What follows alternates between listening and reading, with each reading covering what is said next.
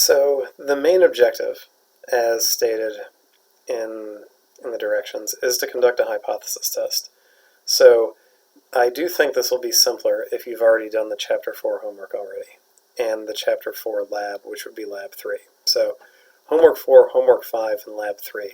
Those are the three assignments that have to do with hypothesis testing. If you do those first, I think that will make the project run a little bit smoother. So what we're going to do is it's a hypothesis test based on data from the American Housing Survey, like it says there. It's doing a hypothesis test for a difference of proportions, where you want to see if there's evidence of a difference in proportions in regards to some variable between two different cities. And your specific cities and variable are assigned on Canvas. Everybody has a different arrangement, and where you find them is if you go to Canvas and you go to grades, then down here where it says project, there is a comment here already. If I click on that, there are my cities and my variable. So San Antonio and Tucson are my cities, and then my variable is a proportion of occupied housing units that are owned.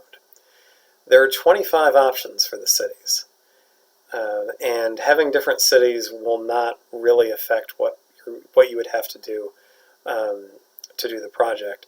I can show you what I mean. If you click on the link that's at the bottom of the directions, you go right here, where it's a bunch of Excel spreadsheets. And you're going to need two of them, right? One for each of your two cities. And they're all arranged the exact same way. So having different cities will not really affect what you would have to do procedurally at all. Having a different variable will slightly affect that. And there are three possible variables. There's mine, which is the proportion of occupied housing units that are owned. The other two options are the proportion of year-round units that are vacant and the proportion of vacant units that are for rent.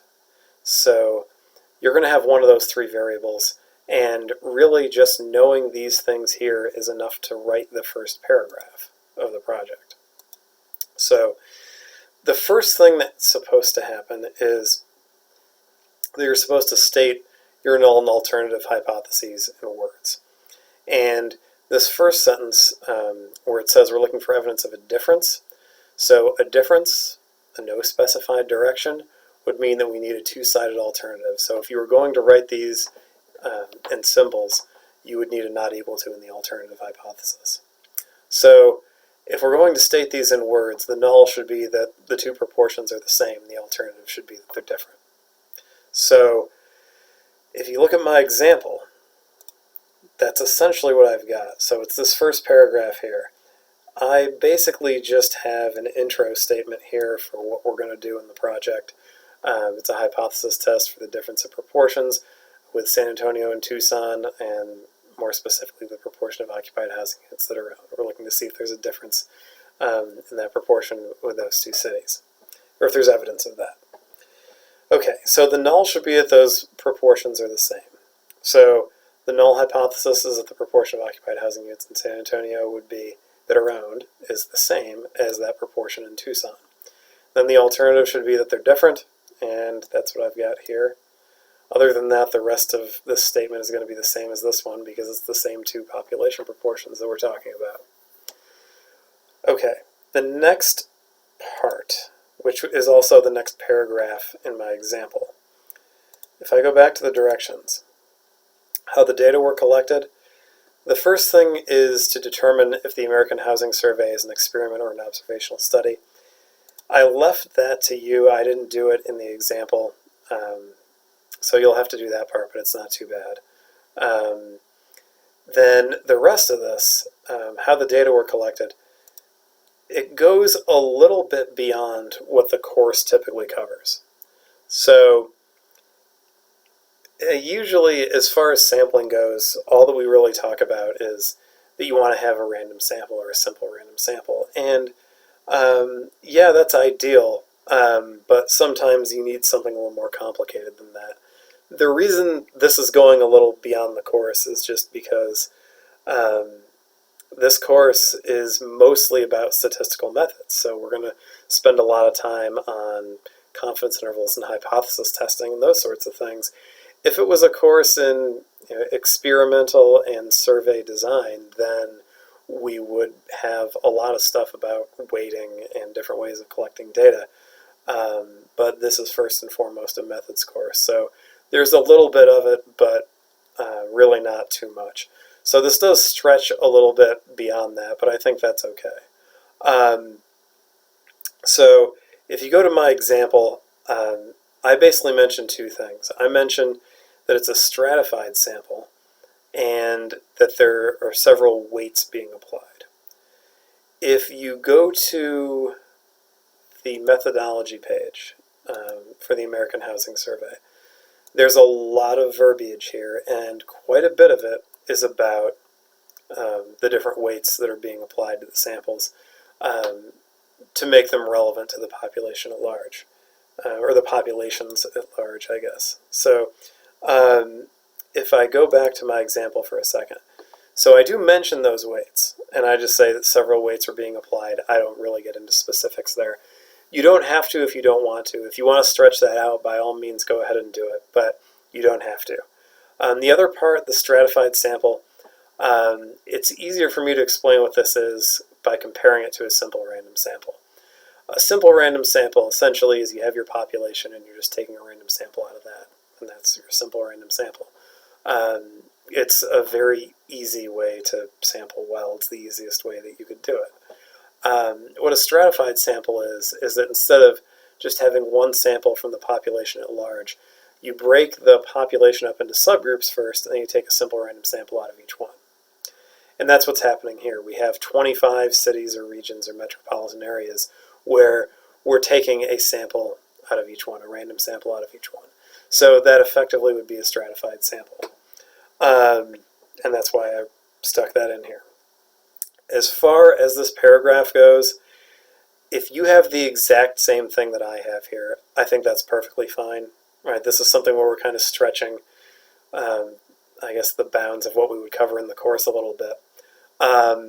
So if it looks just like this, that's okay. I guess that first sentence, you'll have to pick one of those two things, experiment or observational study, but if the rest of it looks just like mine, that's very reasonable. And if we go to the rubric for a second, the explanation of how data were collected, this is worth 2 points. Really, the way that I'm going to grade that is that 1 point is for a reference of stratified samples, and the other point would be a reference to weighting. So if you go back to my example for a second, there's 1 point, and there's the other. So I think that's really all you have to get in there for that. It's a little bit condensed, but I think that's all right. The next part is how do you get your data? So if you go back to the directions, you would have to get the Excel spreadsheets that are appropriate for your two cities, and then you want to be on this tab. So C01AHM. If I go to that link that's at the bottom of the directions, I need San Antonio and I need Tucson. So I'm going to open those up really quickly. There are quite a few tabs here, so that specification of what tab to be on is going to come in handy. It's the 4th tab, so if you go down toward the bottom, there it is, C01AHM, and I'll get the same thing for San Antonio. And then the row that you're supposed to be in, like it says in the directions, is the row that starts with this, sample size number. So the sample size part of it is supposed to indicate that that's all your sample data in this row. So regardless of what variable you have, that's the row that you're going to be in to get the two pieces that you would need for your sample proportion. So the numerator and the denominator. The number in parentheses, because that looks a little bit awkward, what that's supposed to represent is that's telling you that those numbers are in ones, not in thousands. If you look up here, it says numbers in thousands except as indicated. The number inside parentheses is supposed to be an indicator, saying these are in ones, not thousands. I assigned this in the spring, this sort of project, and that was a mistake that a lot of people made. That isn't a huge mistake. If you multiplied the numbers by 1,000, you'll get the same point estimates, so that part would be right. But you would end up with a randomization distribution that's more compressed than it should be. And if that happens, then you're going to get p-values that are smaller than they should be. So that's where you can potentially run into a little bit of trouble. So these are in ones. There is no need to multiply them by 1,000, whatever numbers you need out of this row. And in fact, you don't want to do that. So those numbers in that highlighted row, just take them at face value. And that's what we're about to do. So my variable was the proportion of occupied housing units that are owned. So here's the occupied heading for the spreadsheet.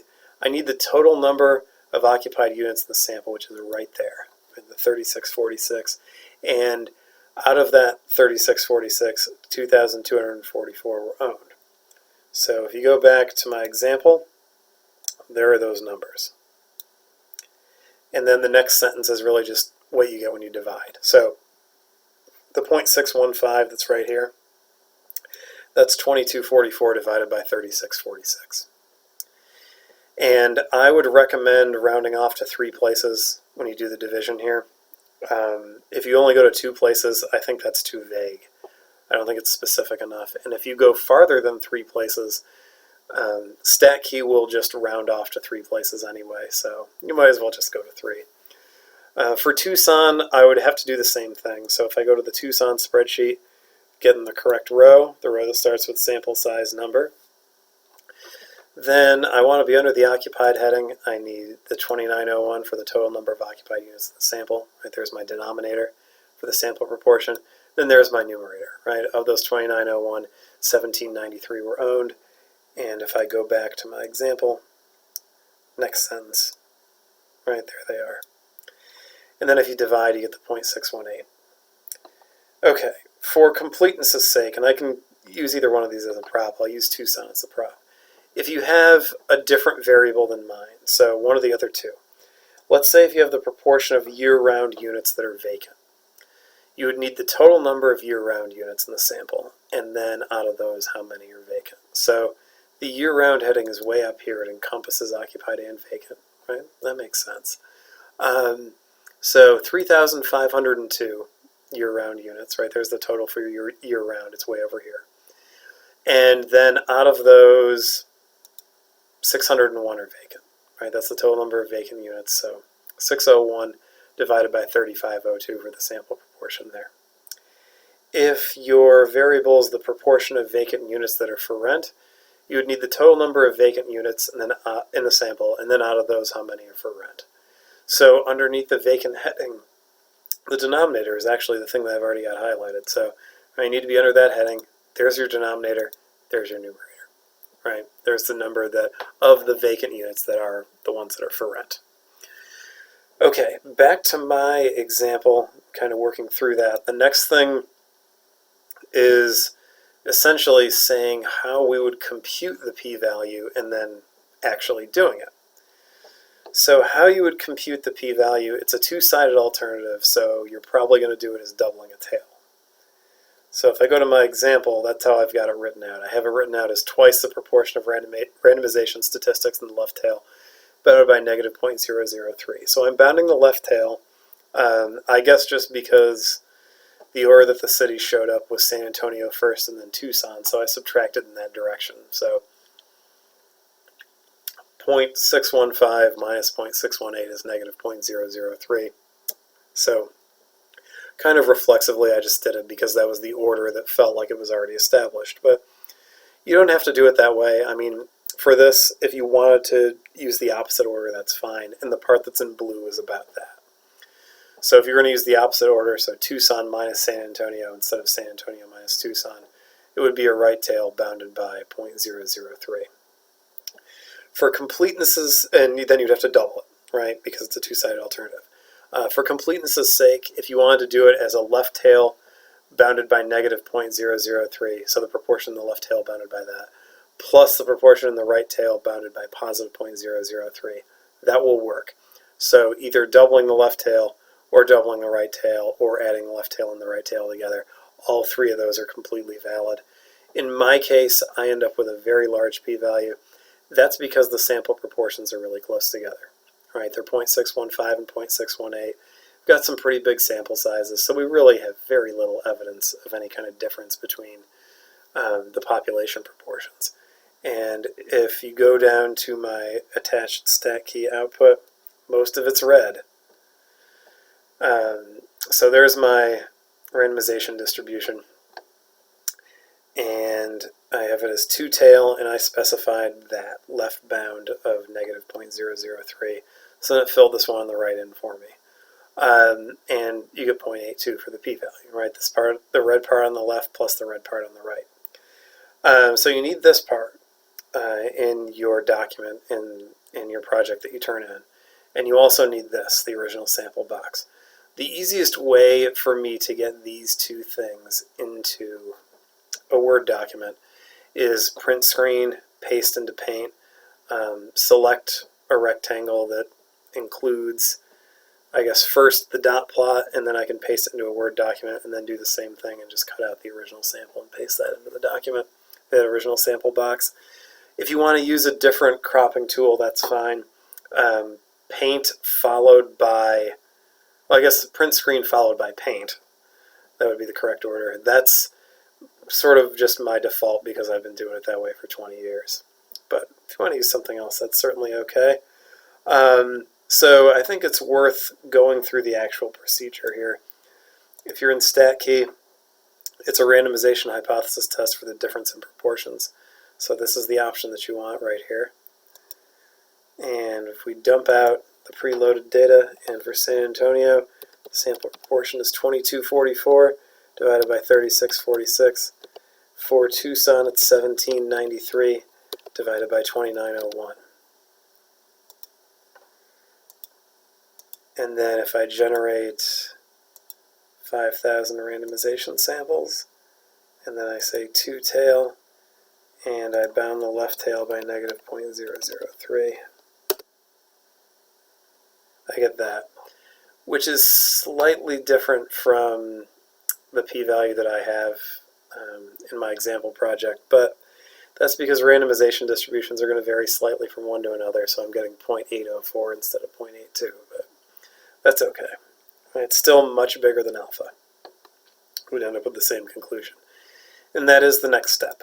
So if I go back to the directions, the next thing is we want to make a decision. So are we going to reject the null? Are we going to fail to reject the null?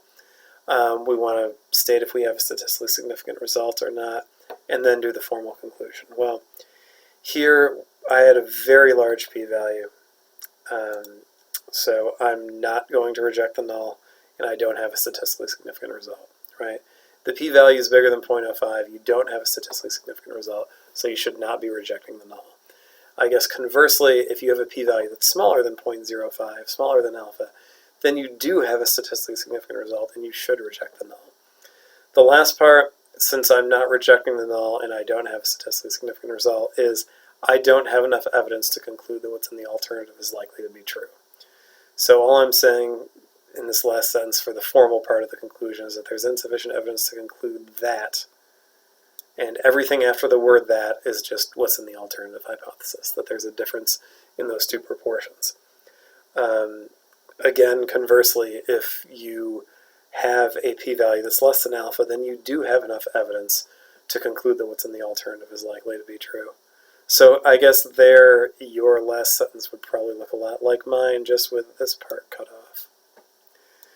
Okay, and I guess that's worth saying. In general, if the phrasing of your project looks like the phrasing of my project, there's nothing wrong with that. The way that I wrote a lot of this was to write it as short as I could. So if you go out of your way to use a different wording, you might just end up with something that's longer that says the same thing. I don't know if that's really worth a whole lot.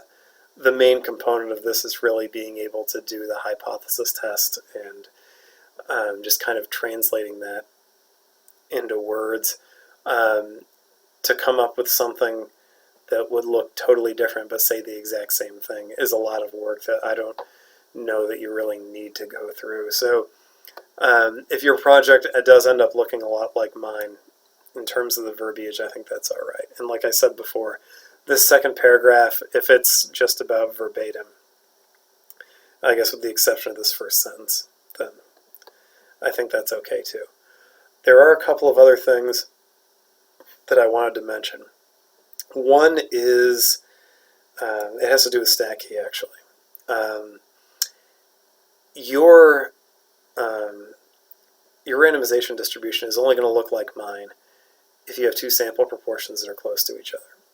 Not everyone's going to have that. With different variable in different cities, you might end up with something that looks a lot different for your randomization distribution.